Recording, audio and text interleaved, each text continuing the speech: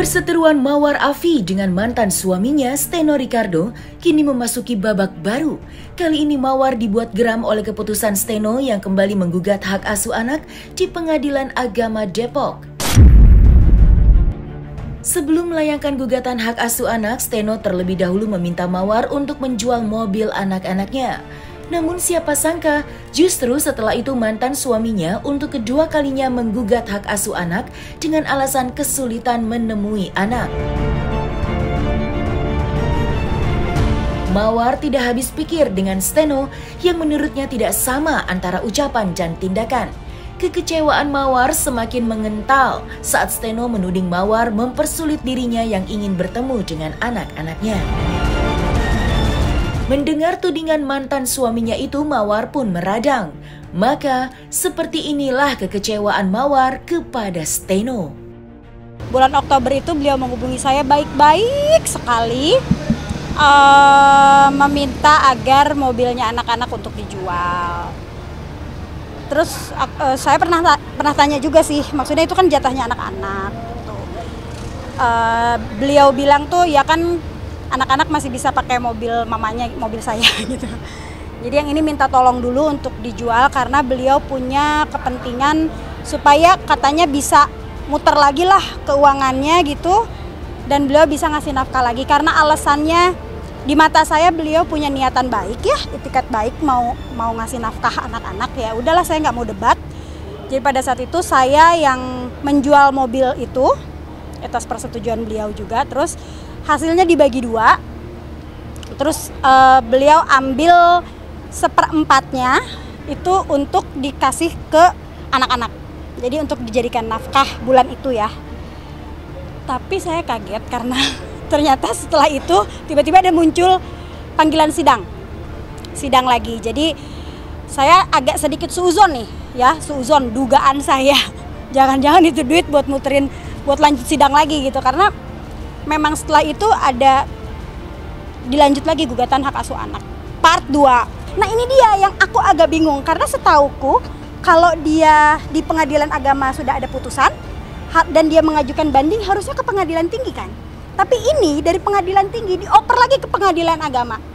Jadi sekarang kayak hasil yang kemarin tuh kayak cuma gimmick jatuhnya gitu.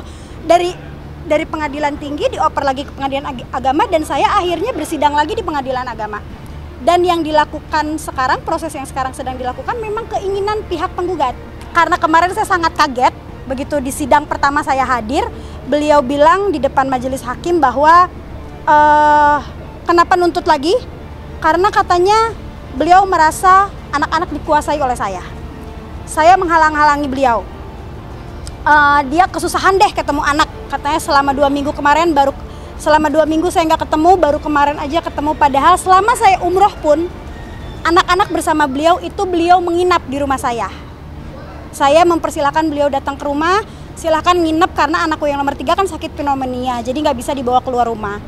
Itu jadi menurutku aku sudah cukup sangat open sama dia, silaturahmi banget walaupun beliau tidak memberikan nafkah. Nah itu dia belum.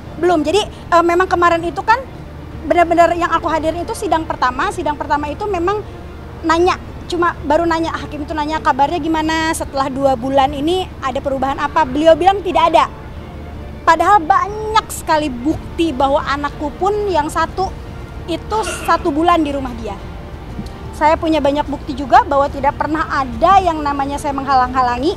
Malahan yang dia sampaikan ke hakim 2 minggu dia nggak bisa ketemu anak, itu saya punya bukti bahwa sebetulnya beliau yang nggak mau anak-anak ke sana. Jadi pada saat itu saya nanya, anak-anak nggak dijemput di weekend? Dia bilang belum bisa karena saya kerja, ada meeting. Jadi 2 minggu itu beliau nggak ketemu, itu karena beliau yang bilang tidak bisa karena bekerja, bukan saya menghalangi. Saya punya buktinya. Salah satu buktinya yang lucunya adalah salah satu screenshot dari IG story saya. Jadi pada saat itu saya kerja, memang syuting sampai malam. Waktu itu saya video call anak saya sekira jam 10 gitu, maksudnya tuh jangan nungguin mami kerjanya sampai malam, anak-anak tidur duluan. Itu dijadikan bukti bahwa saya jam segitu masih berada di luar rumah.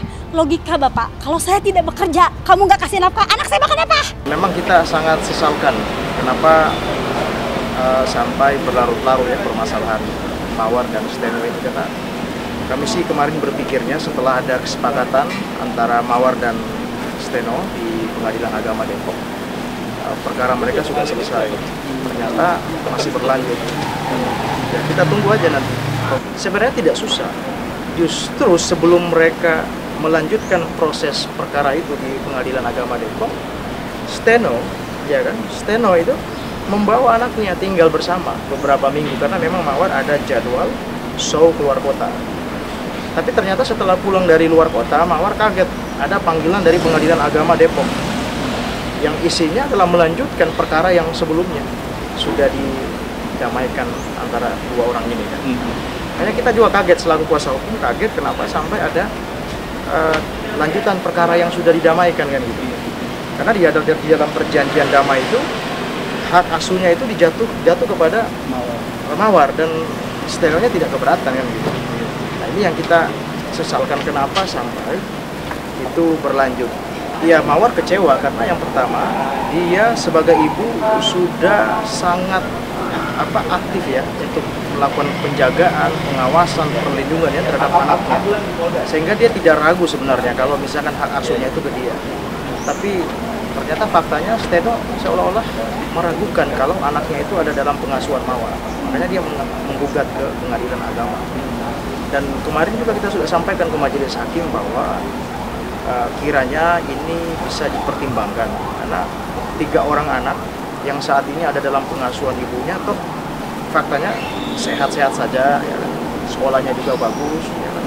Dia terawat dan segala macam, jadi tidak ada yang perlu dipersoalkan. Nah, apalagi kemarin Mawar bercerita katanya ada mobil yang sempat dijual. Nah, itu juga kita juga belum tahu ya uangnya kemana.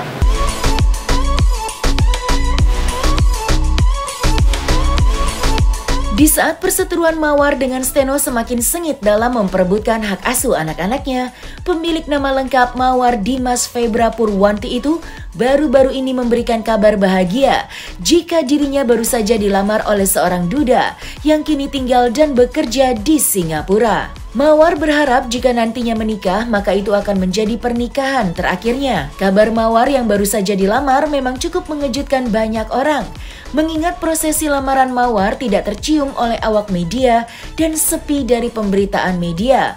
Dan tidak adanya komentar dari netizen. Namun meski sudah dilamar, Mawar mengaku jika hubungannya dengan kekasihnya yang masih dirahasiakan itu dilaluinya dengan LDR. Lantas, apa yang membuat Mawar menerima lamaran tersebut? Dan seperti apa pula sosok lelaki pilihan Mawar tersebut?